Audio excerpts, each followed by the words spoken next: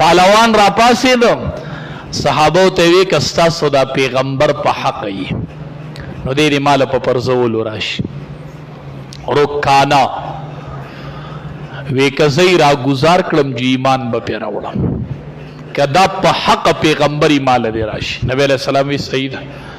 نو نبی علیہ السلام جنگونه نه کول نبی کریم صلی الله علیه وسلم مقصد چې هغه پهلوانی نه وخه خو الته دشمن د پهلوانی په شکل کې روچت شوی نبی علیہ السلام جواب په پهلوانی کې ورکی وی راځه صحابه وی مونږ به ولا ورشو نبی علیہ السلام وی نه ماته پرې ده چیلنج مال راکړې ده ماته پرې ده د دواړو جهانو سردار چې ولا په پرزول ورغې نو را گزارې دومره پهلوانو کنا چې خلق با په سرمن بدیسي ادرې د خلق د ساروي په سرمن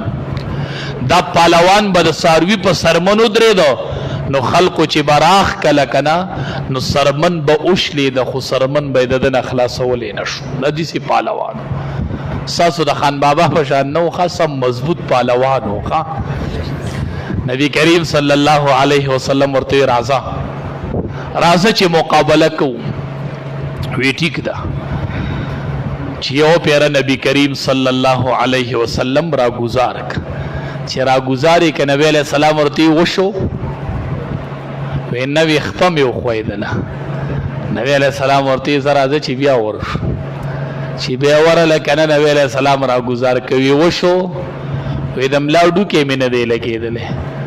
نبی علیہ السلام وی زرا چې بیا ورشو مونږ د پښتانه وایو په درړی به شټی راځه د دواړو جهانو سردار چې ولا ورغه را گزارې ک کنه په دې سینې ولا لاس کې خودو وی خپه خو دې نه د خویدلې وینا وې دم لاډو کې دی ولګید بیا اس دی خیال له خیال مې دا دی چې ته نبی اخر الزمان او ما پتا ایمان راوړې دی بس دا زور د نبوت زور دی بس ما زور ولیدو دا طاقت د نبوت طاقت دی دا زور دا د نبوت زور دی ما پتا باندې ایمان راوړې دی او ما کلمه ویلې ده